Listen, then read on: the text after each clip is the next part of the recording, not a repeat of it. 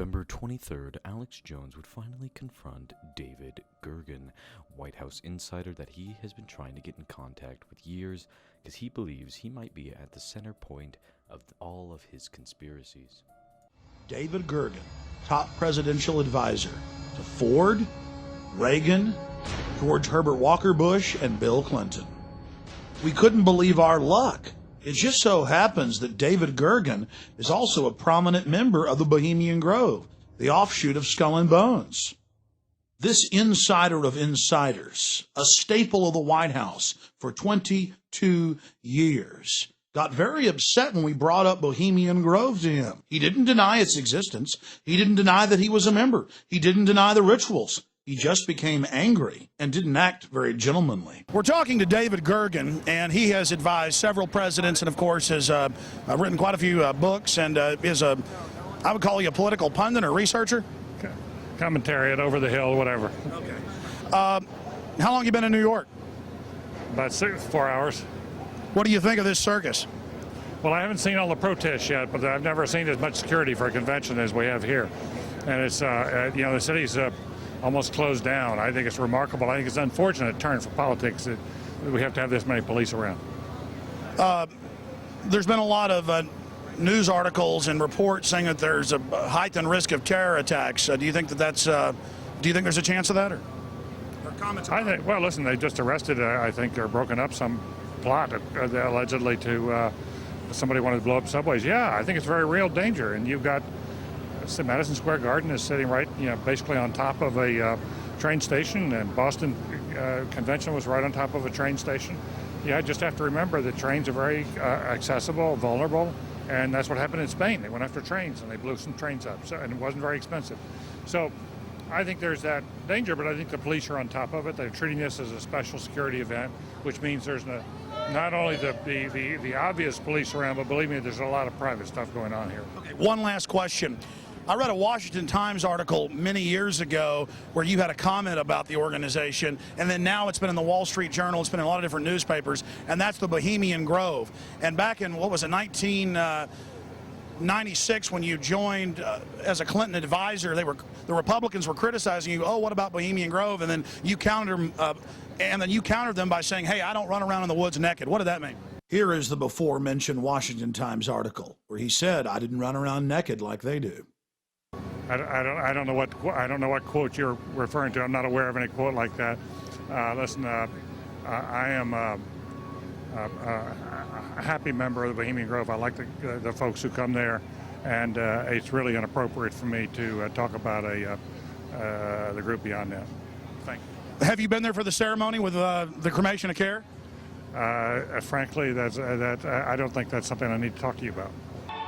Great owl of Bohemia, we thank thee for thy adjuration.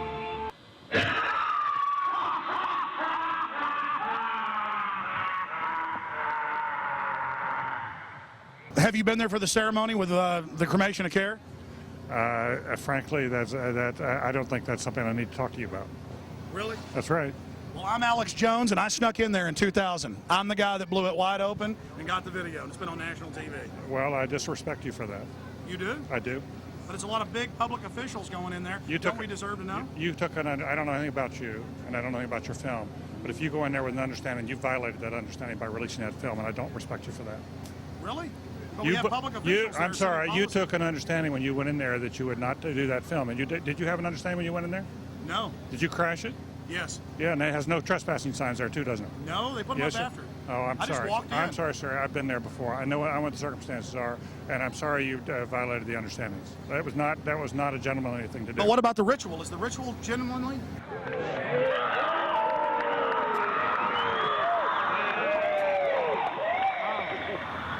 Sir, everything. I don't owe you this comment. I know. I appreciate it. This is what's called ambush journalism, and I disrespect you for that as well. So thank you and goodbye. Been in the ritual? It's none of your damn business. Oh. That's right. Listen. You go around and make understandings with people and violate them. You ambush people on the streets, and that's inappropriate form of journalism. If you wish to practice that, that's fine, but don't ask others to respect you for it. If you want to, you can do. You're a free American, like anything you want. If you want to be uncivil and rude and ungentlemanly, that's up to you. But don't expect the rest of us to say, "Oh well, you're there, Mr. Gergen." I'm sorry, nobody sets policy in there. We try to be gentlemen, and obviously, you don't belong there. Weaving spiders come out here? Yeah, that is a three-pointer. Woo! Boy, I hit the hot button. Mr. Gergen, have a wonderful life. Say hi to Moloch for me, Canaanite deity, and I'll see you at Eyes Wide Shut, baby. Bye-bye. Get his face, get his face, get his face. Get his face, get in there and get his face.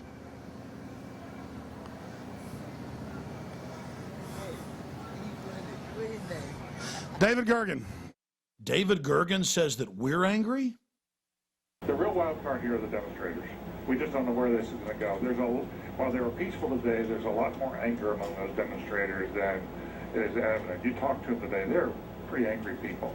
So that's the big wild card. Thank you, and goodbye. Been in the ritual? It's none of your damn business. It's none of your damn business. Oh. That's right. Listen, listen.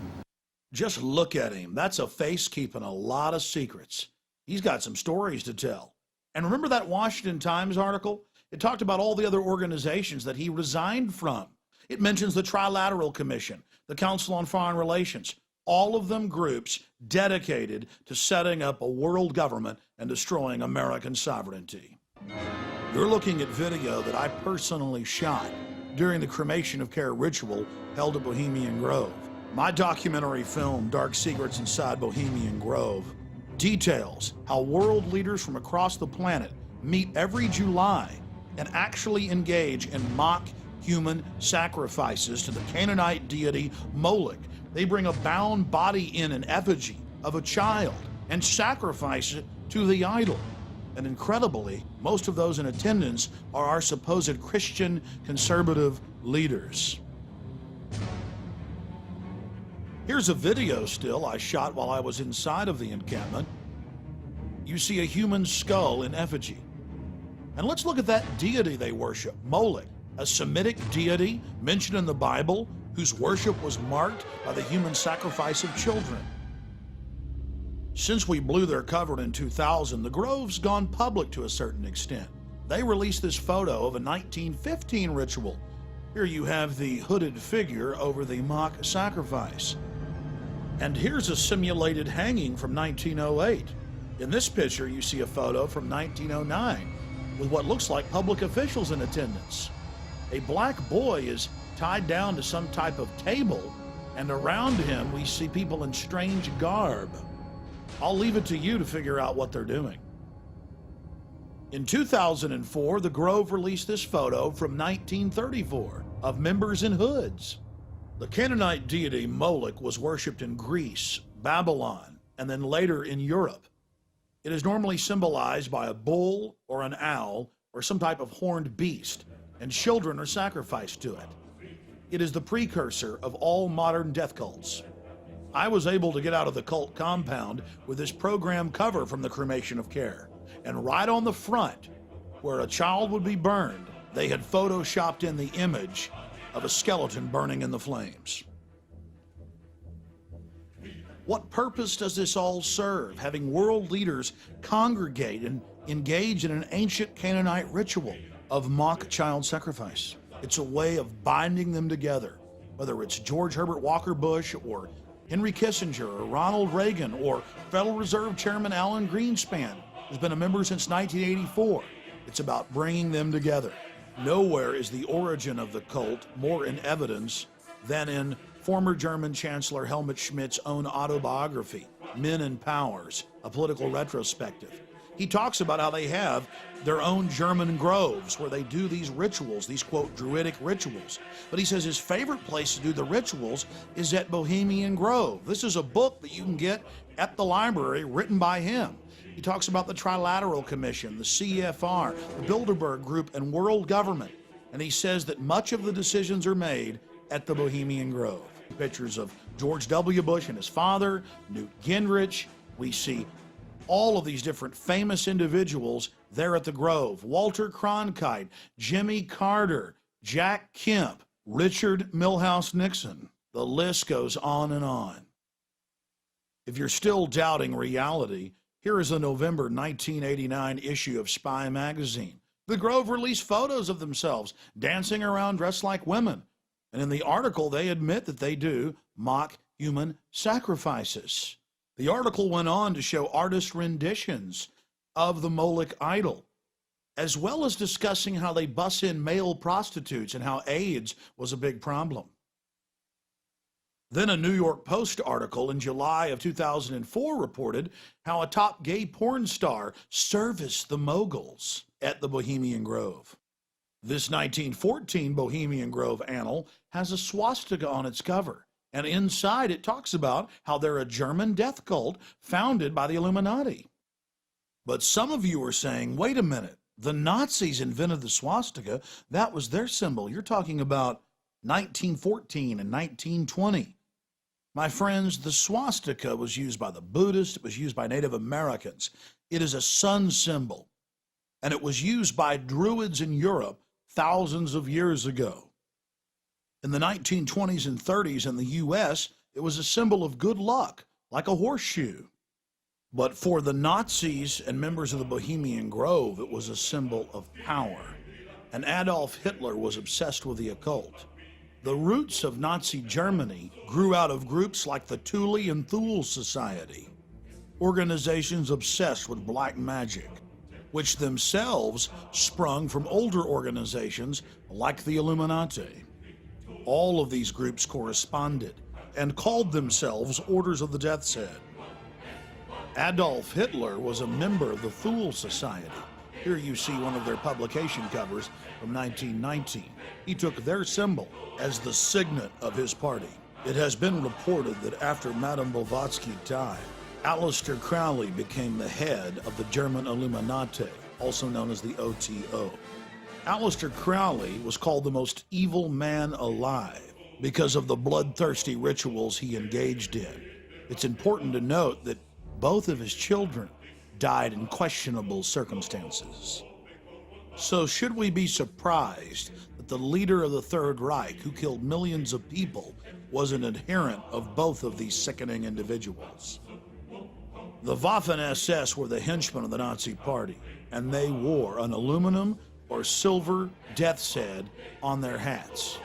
Here you have a famous field marshal of World War I, and adorning his headdress is a death's head. In reality, all of Hitler's actions were nothing more than a manifestation of the deepest and darkest dreams of the Order of Death. On September 27th, Mike Hansen would release his first book, Bohemian Grove, Cult of Conspiracy. This book would of course be about his experience and his perspective of when him and Alex Jones and a few others infiltrated the Bohemian Grove ceremony.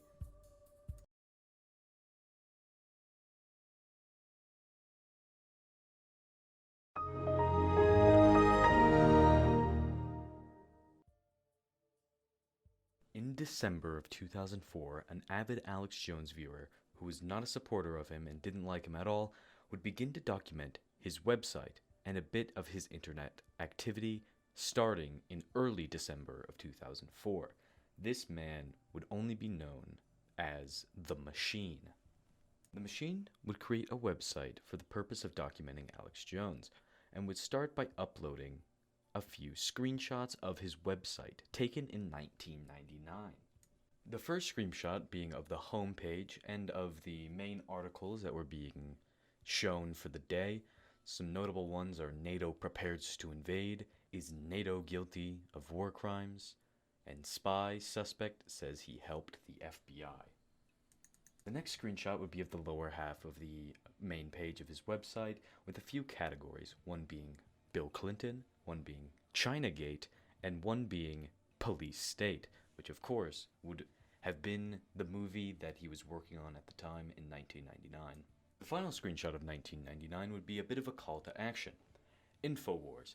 Because there's a war for your mind. Get tools to educate your friends and associates. Wake them up with documentaries. The eye way to highway to the brain. Purchase one or all of these powerful tools. Find out about Waco and how the U.S. government grossly overstepped constitutional bounds and then covered it up. in Wake Up or Wake-O. He would then release some screenshots from a year later, in 2000. The machine would upload a screenshot of the new and improved homepage that released for the next years to come. The next screenshot he would release would be of the volunteer sign-up page for the reconstruction of Mount Carmel. This was one of the ways Alex Jones and Mike Hansen got so many people to come to Mount Carmel. Finally, the machine would release a screenshot from the 2004 December 28 upload date when he uploaded all of these screenshots. This was what was going on in the world of Alex Jones that day.